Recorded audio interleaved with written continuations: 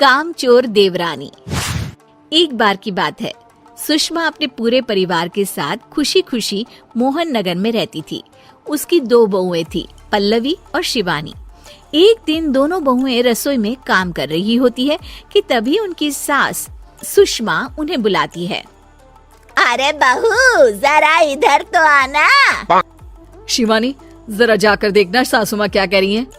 दीदी आप ही देख लो ना जाकर, आपको भी तो सुनाई दे रहा है। अरे मैं आटा गूंद रही हूँ ना, तुम चली जाओ। हाँ तो मैं भी तो सब्जी काट रही हूँ ना दीदी।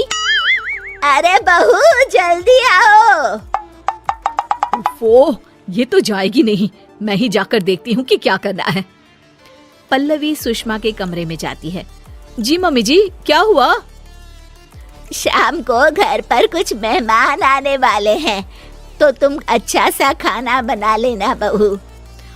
ठीक है मम्मी जी, आप बता दीजिए क्या क्या बनाना है और कितने लोग आ रहे हैं।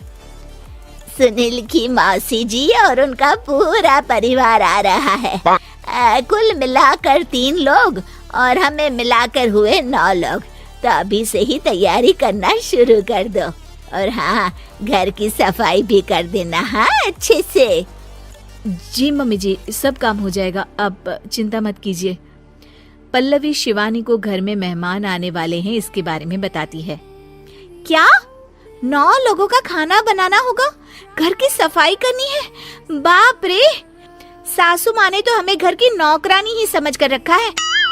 ऐसा नहीं बोलते शिवानी, हम इस घर की बहू हैं और घर के काम करना हमारा फर्ज है। दीदी तो है ही सासू माँ की चमची, जब देखो सासू माँ सासू माँ। मैं तो इतना सारा काम नहीं करने वाली।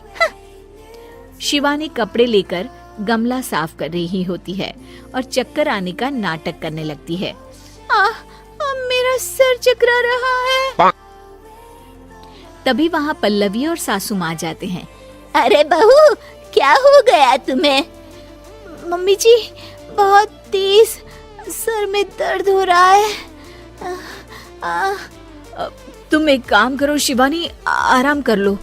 नहीं नहीं दीदी, घर में मेहमान आने वाले हैं, मुझे आपकी मदद करनी चाहिए।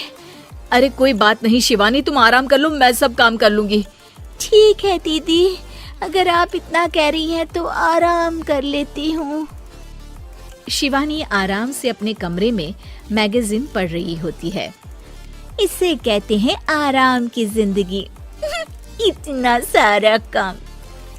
चलो सारा काम खत्म हो गया, शिवानी को देख आती हूँ।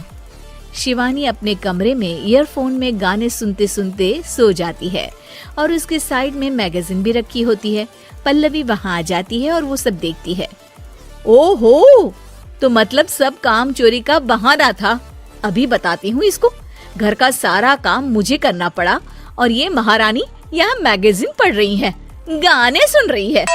पल्लवी रसोई से एक प्लेट और चम्मच लेकर आती है और शिवानी को थाली बजाकर उठाने लगती है।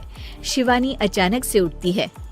उठ गई महारानी, गाने भी सुन लिए, मैगजीन भी पढ़ ली। तुम तो बहुत बड़ी झूठी निकली शिवानी। तुमने सर दर्द का बहाना बनाया ताकि काम करने से बच सको। हाँ बनाया बहाना, तो क्या करती, इतने सारे काम करती।